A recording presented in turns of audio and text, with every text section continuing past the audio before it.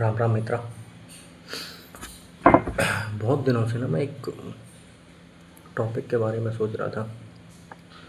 मानसिक तनाव, डिप्रेशन और सिजोफ्रेनिया। क्योंकि इस दौर से गुजर चुका हूँ, तो ना मैं एक कंक्लूज़न पर पहुँचा हूँ बहुत लंबे समय बाद। बहुत सोचने के बाद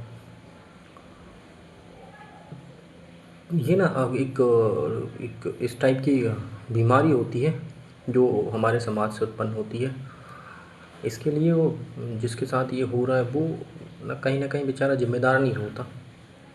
बहुत मासूम सा व्यक्ति होता है, भोला सा, जिसके साथ ये चीज़ें घटित हो रही हैं। वो तो बहुत सीधा व्यक्ति होता है।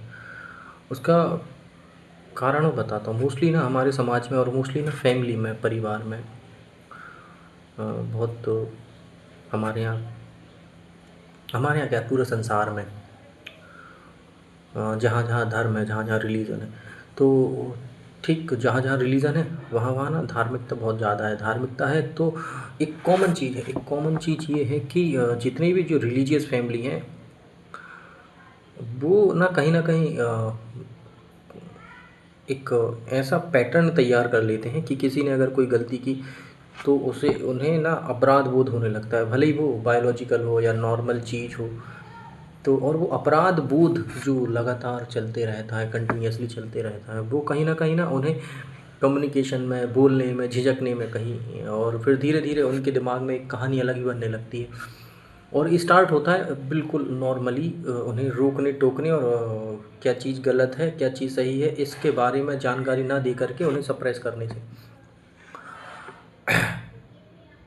कुछ चेंजेस आते हैं जीवन में, सभी के जीवन में आते हैं जो बायोलॉजिकल होते हैं। तो मोस्टली धार्मिक फैमिली क्या करती है, उन चीज़ों को सप्रेस करने के लिए उन्हें बच्चों को अपराध बोध कराने लगती हैं और उन्हें ये लगता है कि ये हमसे गलत हो रहा है। जैसे कि मान लो कि 16-17 साल की उम्र में अपोजिट जेंडर के लिए अट्रैक्शन नॉर्मल है, होता ही है। पर जो बहुत ज़्यादा वो मतलब रिलीजियस टाइप की फैमिली होती है, वो गलत है ये। एक लड़की के अलावा आप ना कोई दूसरी लड़की को नहीं दे सकते, वो बहन की जैसी है और इसके जैसी है। तो नॉर्मली बच्चों में आ जाता है। और ये शुरुआत यहाँ से नहीं होती, शुरुआत होती है रोकने टोकने से। जैसे कोई बच्चा है, वो स्वाभाविक है, बच्चे बड़ों का अटेंशन खींचने की कोशिश करते हैं, तो कुछ ऐसी चीज़ें करते हैं, ऐसी हरकतें करते हैं जो अनअप्रोप्रिएट होती हैं, और फिर वहीं से उनका सप्रेशन स्टार्ट होता है। तो एक समय ऐसा आता है उन्हें बोलने में भी ये सोचना पड़ता है क्या मैं सही बोल रहा हूँ या गलत बोल रहा हूँ, और कहीं टॉक तो नहीं देंगे और कहीं गलत तो नहीं हो जाएगा। और ये ना एक पैटर्न तैयार, एक एल्गोरिदम तैयार हो जाती है। और एक एल्गोरिदम तैयार हो जाती है तो वो हर चीज़ में फिर ना एक प्रेशर डालने लगती है, एक रोक डालने लगती है, रोक टोक डालने लगती है। और रिलीजियस फैमिली में इस कारण ये होता है क्योंकि वो बच्चे उस गांठ को, उस जो बनी है उसको सप्रेस तो होते रहते हैं, निकाल नहीं पाते। अब हम कम रिलीजियस और अनरिलीजियस फैमिली की तरफ जाते हैं। उनके बच्चे रूड टाइप के होते हैं बेचारे, वो निकाल देते हैं, गुस्सा हो जाते हैं, कुछ हो जाते हैं, अपनी बात कह डालते हैं। और कुछ और जो थोड़े बड़े हैं वो ड्रिंक व्रिंक करने लगते हैं और अपनी पूरी मन की भड़ास निकाल के अलग हो जाते हैं।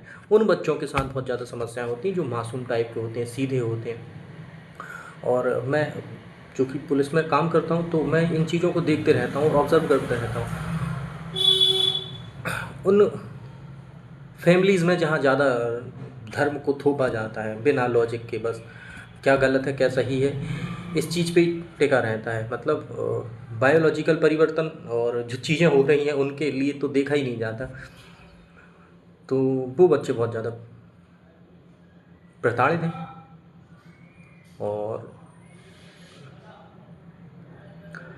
मुझे लगता है इस चीज़ में बदलाव आना चाहिए, थोड़ा सा रैशनल होना चाहिए फैमिलीज़ को। बस यही था।